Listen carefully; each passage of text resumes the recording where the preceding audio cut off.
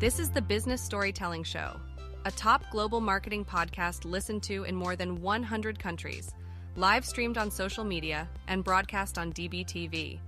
Christoph Trapp chats with industry leaders to help your company tell better business stories. Here's today's episode.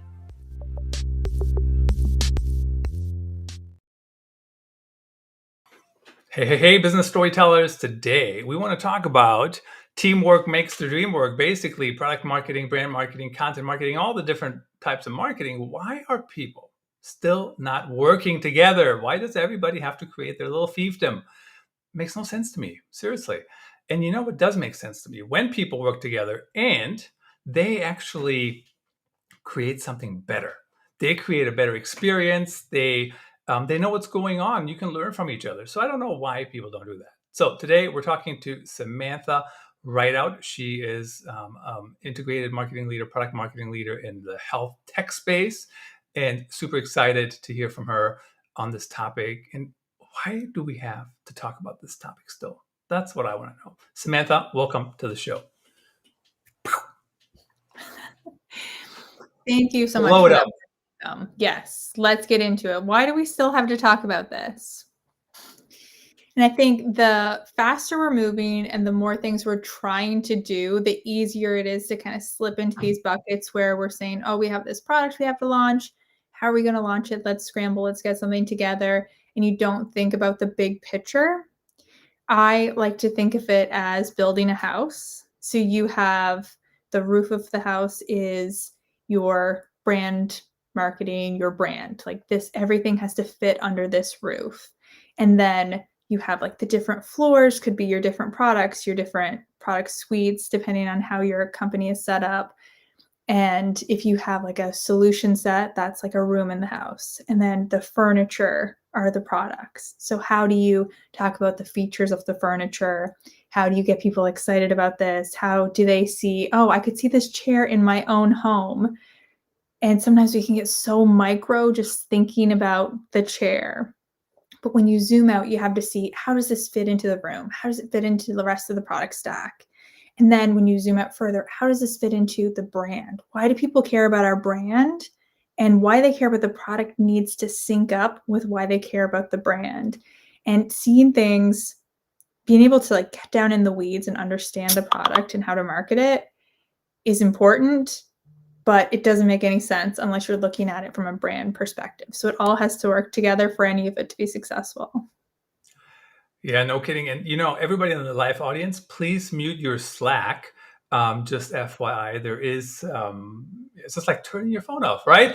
Anyway, just kidding. So the one thing that I was thinking about as you were talking, everything goes under the house, under the roof of the house. And I've seen this probably every way like this now. Some companies, when content marketing is really like hitting home runs, right? Content marketing is like, oh, they're the kings. And then all of a sudden product marketing is hitting it out of the park. And now they're the queens, right? They're like, oh, they're the favorite child. And then demand gen, all of a sudden, oh, they're bringing in all this money this quarter. So right now they're the favorite one. But in reality, they all kind of have a place, right? It's not product marketing or brand marketing or content marketing or demand gen, right? They all like, how can you actually make it work if you only buy the chairs for the living room and not the bed for the bedroom?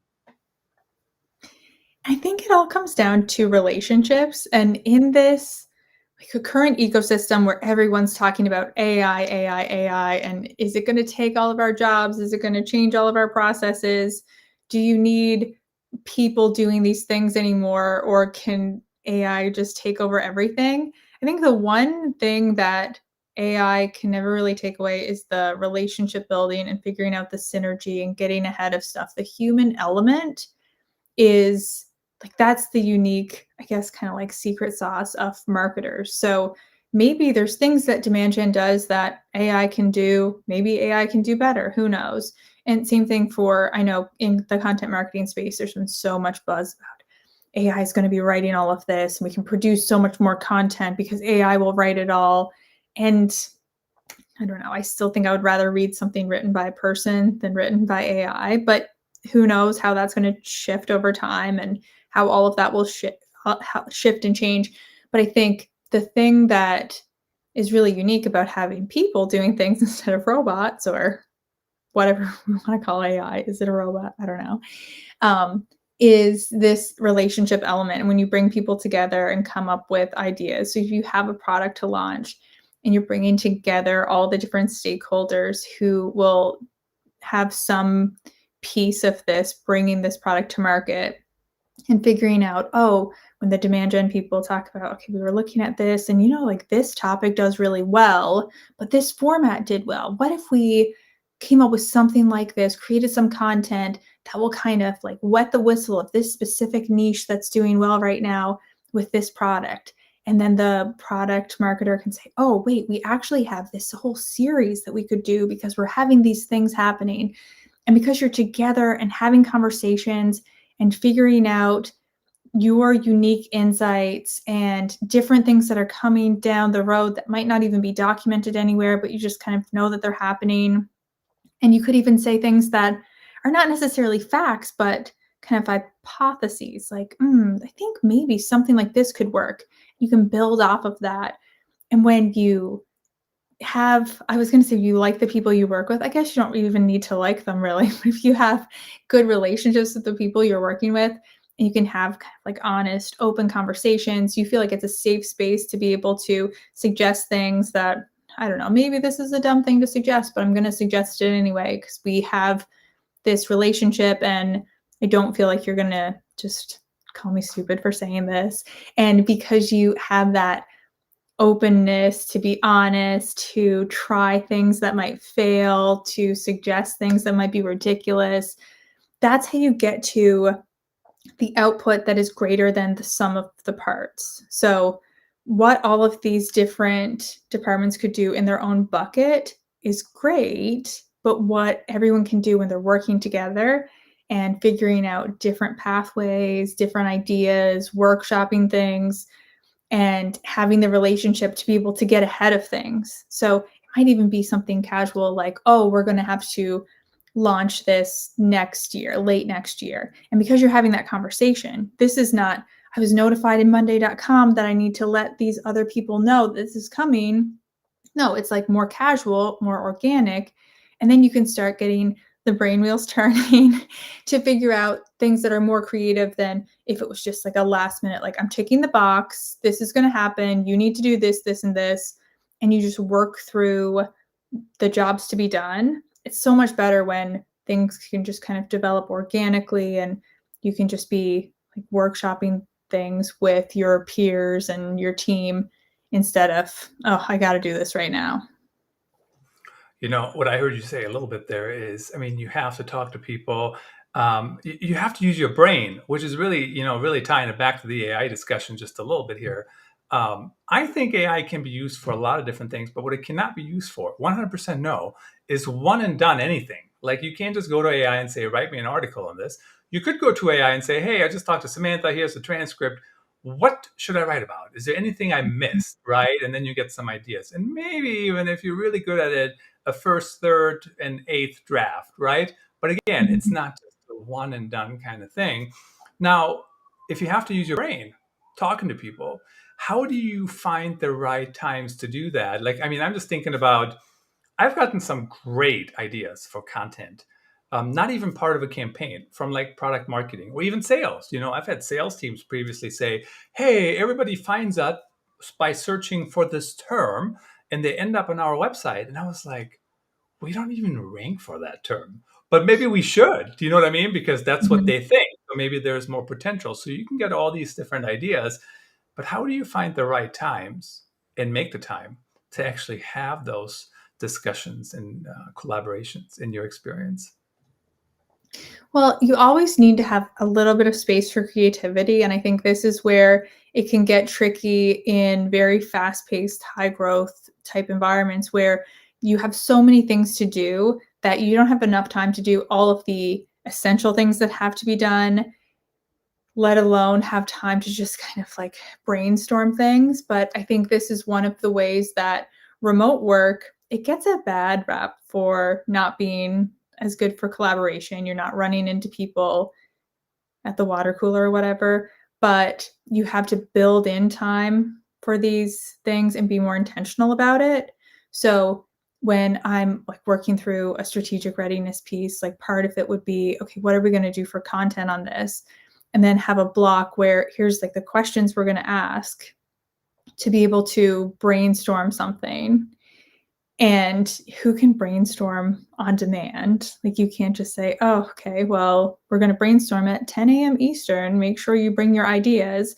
But when you can see the questions in the agenda first of we're going to ask these type of things, and you get that agenda with enough notice, you're able to say, okay, like let me think this through.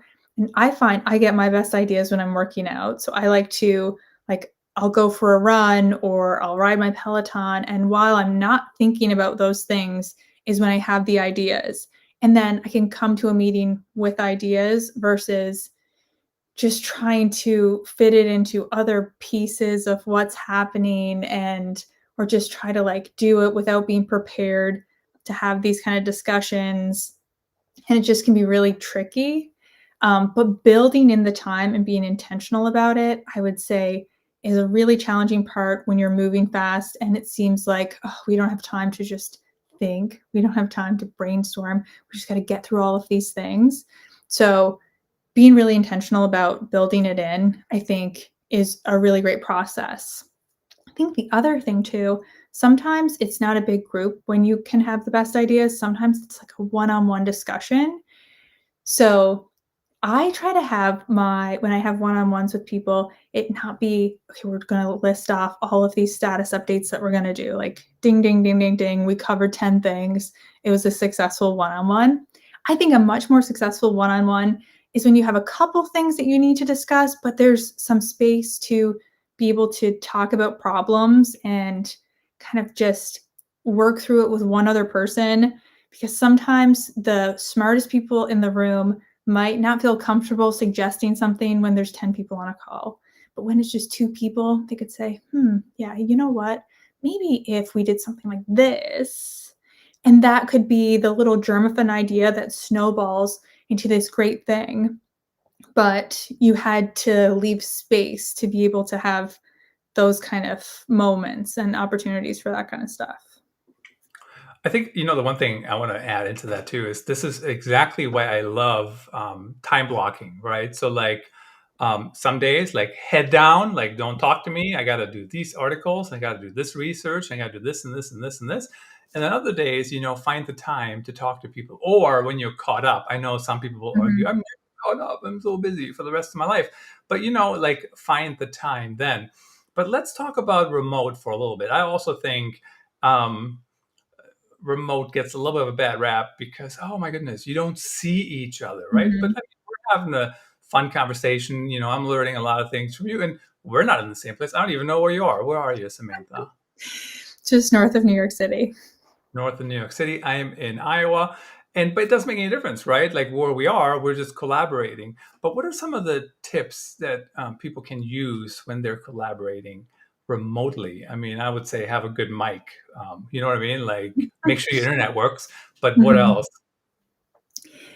So I think there's a few things. And I think one of the things that's not necessarily a tip, but just a piece of this, I think it creates a lot of equality in being able to have these type of discussions, because sometimes when you're in an actual room doing the brainstorming process, it can be a little bit intimidating when people come in and they like have a lot of, I don't know, like what's the right word for it? They just like come in and they kind of take over the room, like, those type of people. And then if you're coming in and you're more junior and you're sitting next to this person, their presence can sometimes be so big, it can make you feel smaller. But when you're in a remote setting, everyone has the same block. Like everyone literally has the same amount of space. And just being able to, I think if someone's curating a conversation well, that is also a big help to make sure that you do actually leave the same amount of space for people. But I think there's a sense of equality in or equal opportunity in remote that I don't think is the same when you're in person. I know, a spicy hot take there. Feel free to disagree. But I think that's a piece of it. Having someone who can give everyone a chance to speak without putting them on the spot. because sometimes someone might not be making suggestions because they're not really comfortable making suggestions. It doesn't mean they don't have ideas. So giving an opportunity to be like, oh, does anyone else have anything they want to add on this? If you want to mute someone a little bit who's talking too much and taking over without saying, hey, you, like, what do you have to say about this? Because maybe they don't have anything to say about this, but they're thinking about the last thing that we talked about. And maybe they do have an idea about that, but they didn't get a chance to get it in. And then if you put them on the spot when it's something that they don't really care about, then it's going to make them less likely to share the thing that they wanted to share. So making sure people don't dominate the conversation and everyone has a chance to chime in. Having a debrief after is really helpful, like an async debrief where you'll send out your notes and say, okay, here's what I captured, or whoever took notes will say, like, here's, maybe it's even AI taking notes. Here's what's in the notes. What did we miss? Or what else off of this, as you think it through, would you add to it? And give that a week for people to say, okay, we were talking about this. I was kind of thinking about something, hadn't thought it all the way through. And then there's this like lag time after, I don't know what the right term would be, where ideas will still trickle in. It's not like you're in a pressure cooker and you have to come out of this meeting with all your ideas at once. There definitely should be some grace on both sides of it. So there's also like the prep going into it of saying, okay, here's what we're going to talk about. Think about it before we get in. And some people will probably come to it with ideas to pitch and some people won't, but that's okay. You can still build off of other ideas. And trying to have this like yes and type environment. I've worked with people before who actually do a little bit of improv comedy on the side. I mean, not shocking that marketers are doing that kind of stuff. But some of the things that they've done from improv are actually really helpful to bring in as techniques. So when people have suggested this, been like, I would never in a million years do improv. That sounds like my worst nightmare. But I do like what you're saying of not saying no when someone suggests something, not saying, oh, well, we tried something like that before and it wouldn't work for these reasons. Just saying, okay, let's document that. And there's a time and place after to kind of shut things down. But when you're brainstorming, you just say yes and keep building off of other ideas. And maybe an idea will start out and it'll turn into something totally different, like an episode of The Simpsons.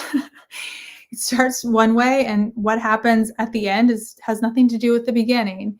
But being able to kind of take that journey and be open to it, I think is really, really critical.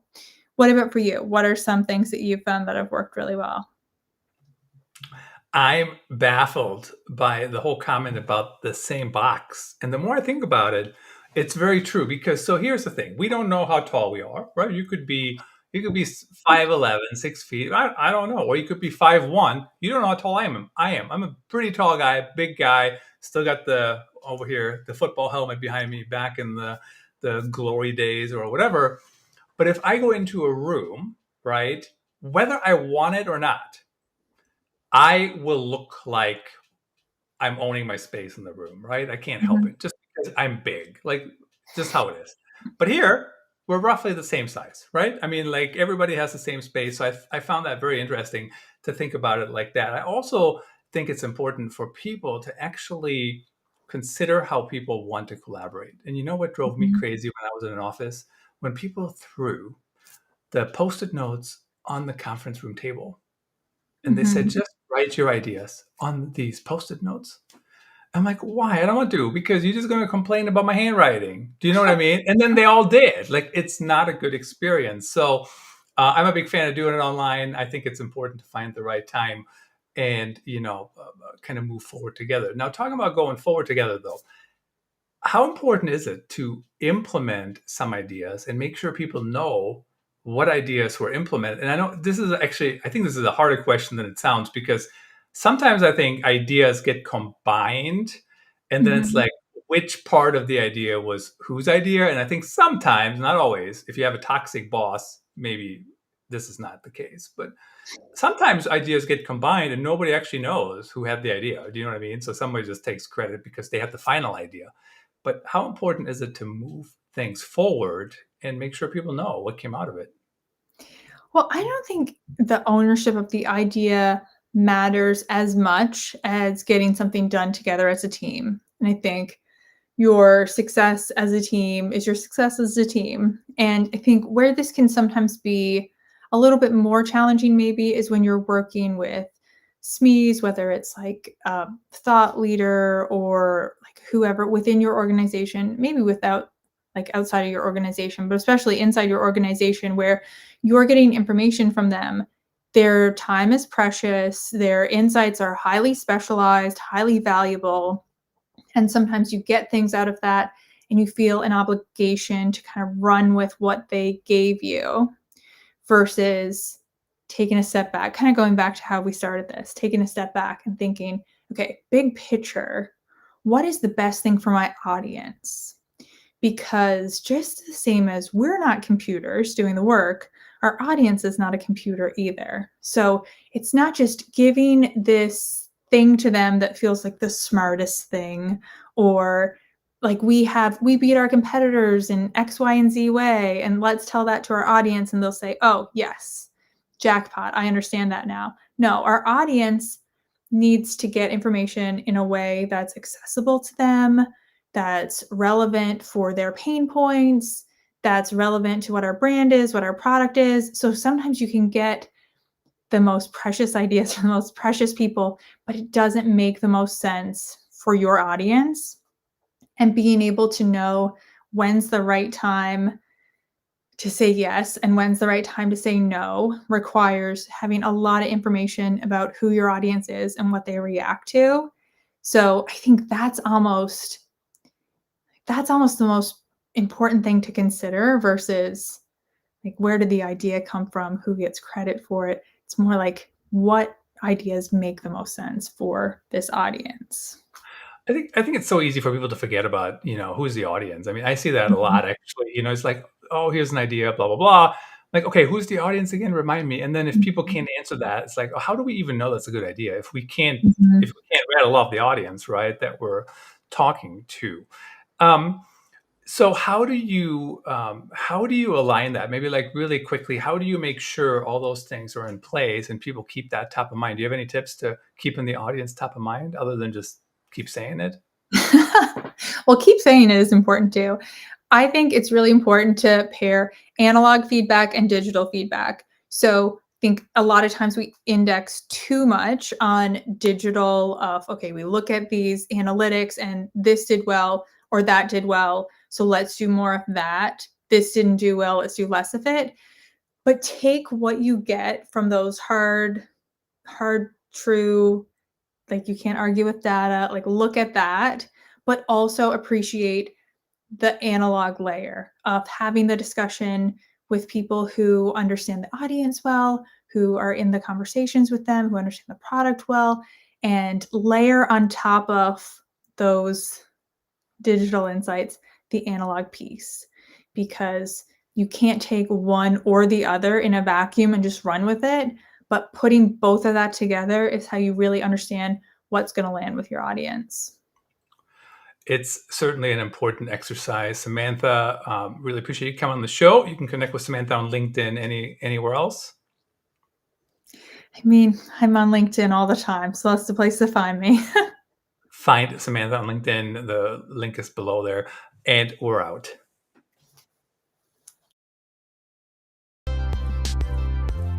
Thanks for tuning in. Please rate and review the Business Storytelling Show on your favorite podcast platform